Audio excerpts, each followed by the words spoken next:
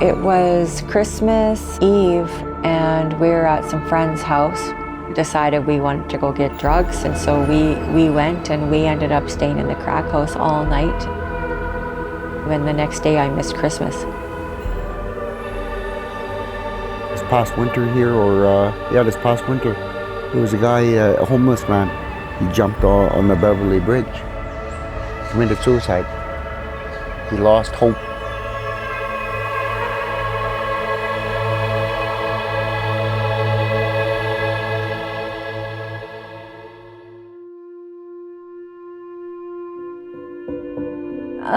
I mean, I didn't know what an alcoholic was or anything like that. Like our version of an alcoholic, I always thought was a person on the street with a brown paper bag who didn't have a job or a family. So I didn't really know that was my dad's issue, like alcoholism. The next part's obviously hard to talk about, like remember just not feeling safe around my father. You know, when my mom was gone, it was bedtime and we had to get our jammies on and stuff, and I always remember, you know, trying to put on extra pajamas. So when my dad wanted me to sit on his knee, like for TV time or whatever, my mom wasn't there, that it would be harder to get in my clothes.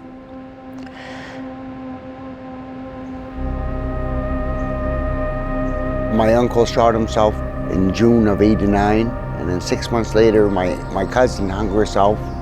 6 months later, almost the exact same day, my auntie got murdered. It was listed as suicide, but I believe she was murdered. And another 6 months later, my other cousin shot herself. And I found my auntie and my cousin. So all these deaths, and then the physical and mental abuse. So I had all these thoughts in my head. You're no good for nothing, you're ugly, you're never gonna be amount to nothing. That's all you're going to be. You're going to be nothing but a piece of garbage. I tried killing myself many times, just pills. I was always too afraid to do anything more than that. I tried the cutting, but I just couldn't get deep enough. I got tired, and I was really just wanting someone to take care of me. And I think at that time, my first husband was there, and we stayed together and had children. And during my pregnancies, I was able to stop smoking and quit drinking. But as soon as I had my children, the drinking started again. And at times tried therapy, but I felt like the therapy just kind of opened me up more, like made me want to be more distant from my family. I just thought that it was my parents' fault. They did a shit job. And this is the reason why, I blamed them for the shape I was in, for my drinking, for my using. Yeah, I just blamed them. It was their fault. When I did the drugs and alcohol, I wanted to feel something. I wanted to fill an empty hole in my heart. I didn't want to deal with my emotions. I didn't want to deal with nothing. Just a party.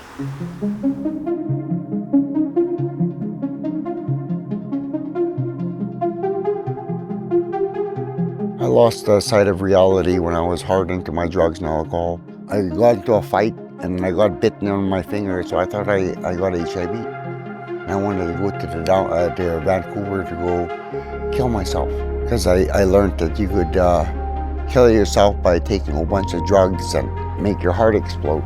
I got beaten up. My head was like a basketball. And then the police had to fingerprint me to find out who I was, because I was unrecognizable. I failed many times. I threw God away many times, and I end up turning back to the drugs and alcohol. That's the whole process of addiction. It's all the battlefield of the mind. It's a battle to stay sober. It's a battle to have that positive mindset.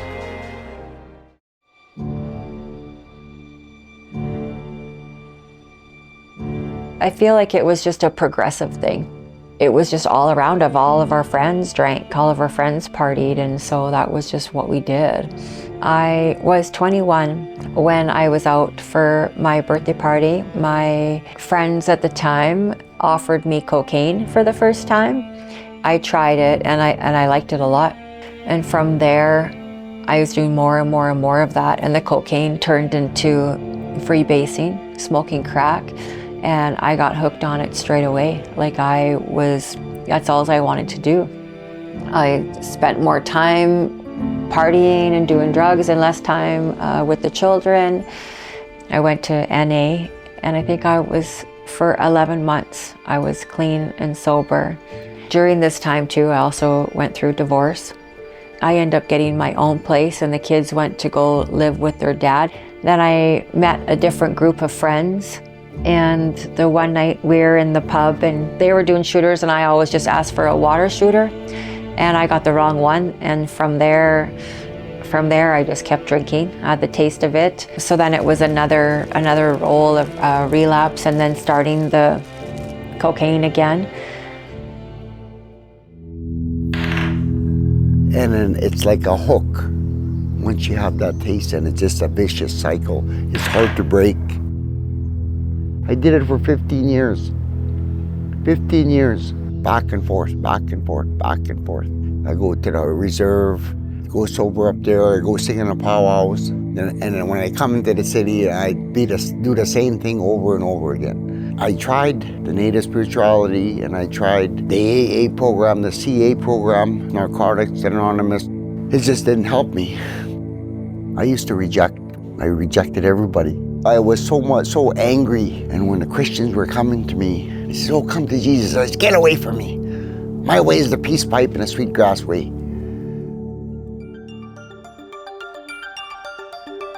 At that time, I was selling real estate, and I really enjoyed it. I was good at it. I loved doing it. And then I met my second husband. We settled down, like again, with the pregnancies. So I could, quit everything. And I was searching for God. I was searching, and I was searching, and I was looking. I wanted to end my cycle of living in hell. And I found God. I was convinced in that moment that I would get clean and I would never use again.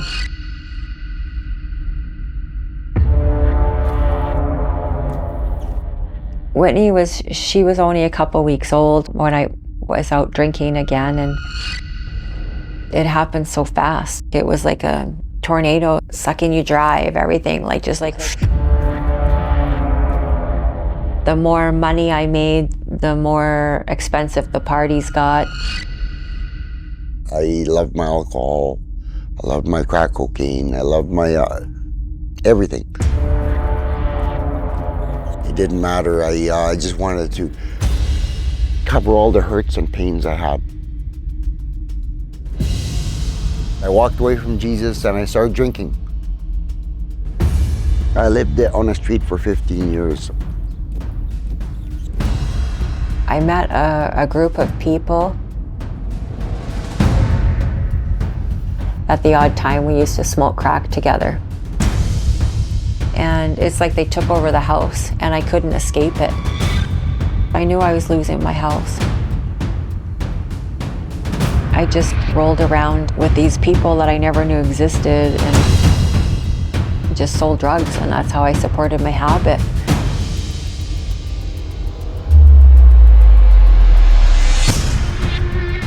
I lost my license, I lost my company. If I was high, I didn't care about anything. Live on a river valley, and go to sleep, and go to work from the river. I just didn't give a fuck, honestly. Hey, you're no good for nothing, Indian, get a job. I abandoned my family, my life, my children. It's so worse now, like this fentanyl, all this opiates. I said, "Hey, I need help, I want to get clean." And he said, "I can't help you."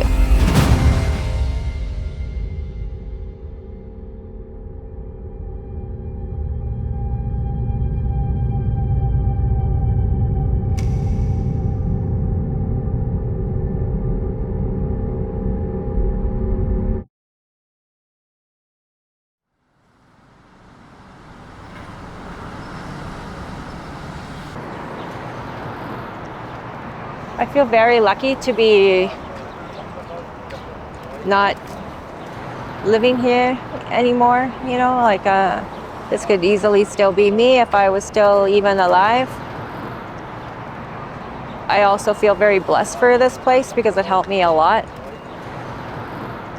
I was trying to get into a Venta for treatment. I got there and they wouldn't take me because I failed my drug test. Next thing I know, I'm getting woke up by a police officer, and I asked him, I said, oh, can you just take me to jail? I have a warrant out for my arrest. And he said, I don't take people to jail who want to go to jail. And he brought me here to the drop-in center. Yeah, this is where I would walk down in the morning. I would wait till I could go down the stairs, and this was like my safe haven. And we just spend most of the day going through all the donations. I was just so relieved to have a safe place because it's so hard to stay clean without your basic needs. And my family had given up on me. I don't blame them. You know what I mean? Like, I put them in danger. So they had definitely given up. And then this girl that I met, I was telling her, I'm trying to get clean. I want to change my life. And she said, oh, then you need to get up on the 5th floor. And once you've done that, like, it's safe up there. It's zero tolerance. You can be supported. Yeah, I would have came through here or this way, or would it be that way? And then this area was so different.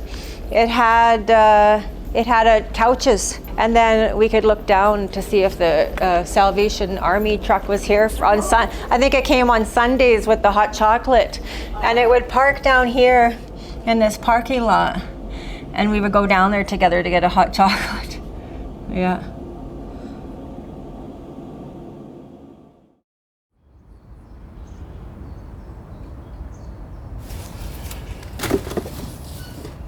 Last week, I got to stay at the Hotel McDonald.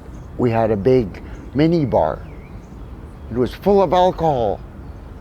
And I still had to battle that thought, oh, I wonder if I should have a drink. After living a life of booze, drugs, and wrath, the one thing I asked for is a house full of laughing children. This is a prayer I prayed when I was in my lowest. And then now, instead of being homeless and having no money for 2 weeks every time, now I could help people. And it's amazing what God has done in my life. And how He helped me get over my addictions. I am no longer worthless. I'm a miracle.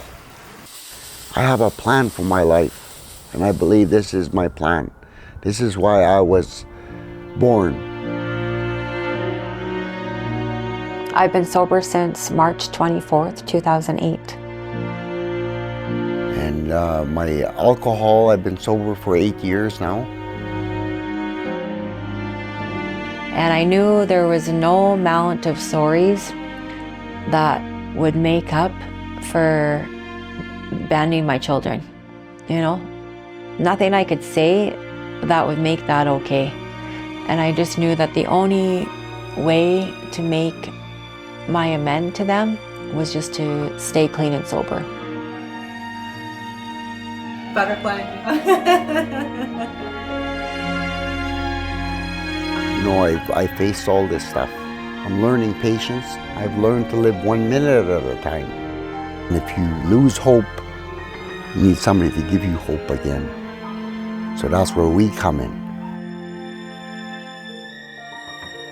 We ask, like, what's the matter with these people instead of what matters to them? What matters to you? Some people over here, their spirit is out of themselves. And that's where I was. My spirit, it wasn't even in me. You know what I mean? Like, I was just like a hollow shell.